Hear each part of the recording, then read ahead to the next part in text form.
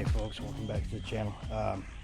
This is part 2 of a 3-part. I'm going to make it a 3-part series on accessories that I've installed on my bike, and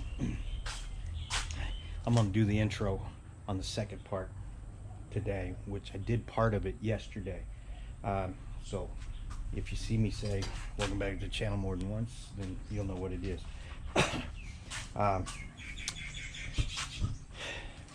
I've been associated with motorcycles and racing, working on, and the whole bit for over 50 years, and I'm no different than anybody else. I still make mistakes.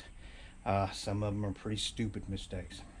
So when I got ready to buy this bike, what I did was get on the internet and find out as much as I could about the Honda CT125. Now, at that time, the only people that were getting the bikes were Thai people. There were no channels on YouTube that were English speaking. So that's why I decided to start doing videos on English speaking videos on this bike, because there were no one doing them at that time, just Thai people or Japanese people. So anyhow, what I'm getting at is, if you're planning on buying accessories, whether it be racks for the front, crash bars, racks, different pipe, tires, brake rotors, anything,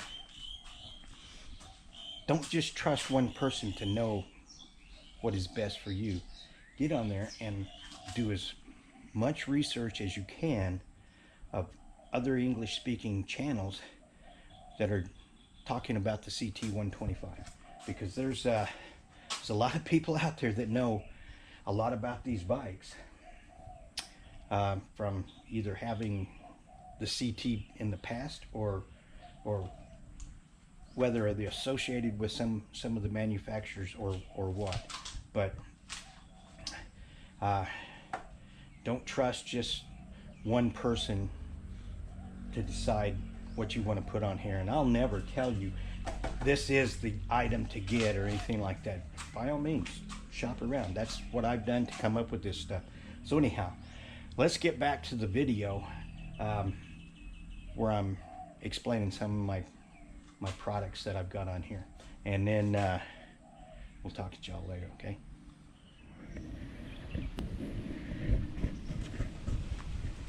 Hey folks, welcome back to the channel. Yeah, I'm doing this one the same day as I did that last one. That's why I have the same shirt on. Plus I just got through taking that package that I had sitting on the table here and putting it on my bike.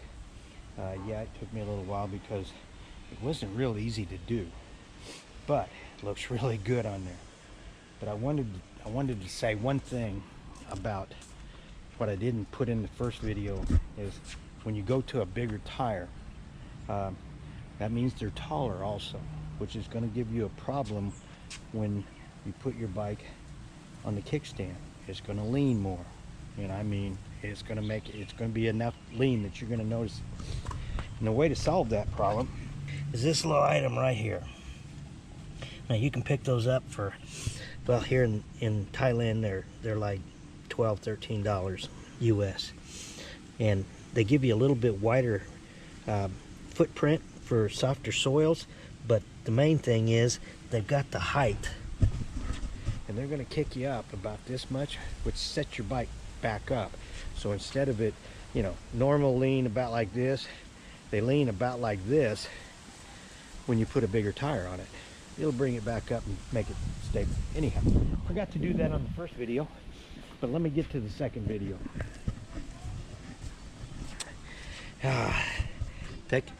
Take a look at that. Take a look at this. This is a crash bar made by Motor World or something like that. Anyhow, I got it from off a Shopee, home shopping network here in Thailand, and it replaces your normal silver bars that come down through here and go back underneath and bolt up to your engine. Okay, so it's part of your engine stay also. It's really nice. What I like about them is this piece that comes down here like this. You see this? Okay, when if you fall down, which I mean eventually you'll fall down, this right here is going to hit instead of this right here, so you're not going to screw up your shifter. The good thing also is it does it on the same side over here like this, so when you fall down on this side, you're not going to take your brake lever and bend it back around like both the guys did that took the CTs on the TAT, and they did it on the same day and 30 minutes apart, an hour apart, something like that. So that's why I got that rack. I wasn't gonna put one on. Daniel's got one on his, Robert's got one on his, but after I saw what the guys on the TAT did, I started looking for a crash bar that is not going to encumber the way I ride and is going to do something for that brake pedal and that shift lever, and I believe this thing's going to do it. So that's part of this video. Another thing is this brace right here is a protective bar for my expensive exhaust system, and this exhaust system is not as expensive as that Diablo that I had on there, but it's a whole lot better. Gives me a lot better performance. Robert has it right now on his bike, and he is looking at other pipes, and this is the pipe he's looking at also, so he may end up with that pipe on his. It's cheaper than the Diablo, but the performance on it is so much better, and I'll tell you why. Your stock exhaust comes with about a 15 millimeter, not very big, 15 millimeter head pipe. The Diablo was about a 17 millimeter head pipe. This one is a full 19 millimeter head pipe, and that's what Item Garage recommended when they did their dyno testing on this big bore kit. Was they recommended you put the 19 millimeter head pipe on there, which, you know, you're going to want to put a fairly open exhaust system when you do that anyhow. You don't want that catalytic converter thing on there. But anyhow, that's why I went with this pipe, plus the fact that I could put the stock heat shield on it. Okay, one more thing I wanted to show you guys. You know, this is just the tip of the day. If you're in a tight position and you need to turn your bike around and you can't move it side to side very much and all that stuff, put your kickstand down, okay? Bend it over, pick up the back end of it, turn your wheel on the front. Voila, okay? It's an easy way to turn the bike around where you don't have much room to do it. So anyhow, let's get back to the video. And folks, that's going to be about. We'll do one more thing on here. I want to sit back and say, if you can make your bike lighter, you can make your bike handle better without going to suspension stuff. Now, this is my aluminum swing arm. I put it on there because I lost 5 pounds of weight down low with that aluminum swing arm on there over stock. My pipe that I put on, I lost 5 pounds of weight from the stock pipe.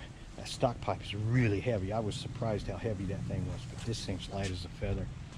That's 10 pounds that I saved right there. I saved another 4 pounds with this rear rack. If you don't believe me, take your rear rack off and just go weigh it and see how heavy that thing is. It's amazing.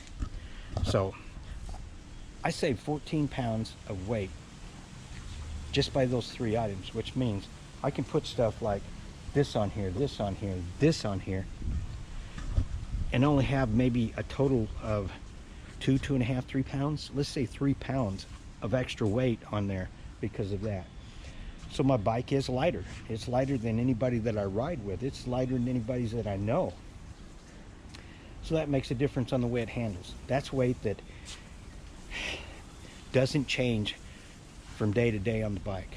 Okay, you can go out and lose 10 pounds and that makes a difference on you, but it doesn't make a difference on the bike. And that makes a big difference on the way the bike handles. So next video, we're going to go to the big bore kit and the suspension on this, and we've got something about the suspension that I believe you're going to like. So people, hope you enjoyed this video, and hey, we'll talk to you. Hey folks, welcome back to the channel. First things first is I gotta pay some bills, you know, so got me a sponsor. It's called White Shark, coming to a beach near you. It's what wakes me up in the morning. Yeah, I fucking did it. Okay. Hey folks, welcome back to the channel. Something's got to happen around here, so I got to pay some bills, you know. Actually, this isn't a commercial. It's just me practicing to do stuff to pay bills, you know. So, hey, I just thought I'd do this. White Shark is what wakes me up in the morning. Coming to a beach near you.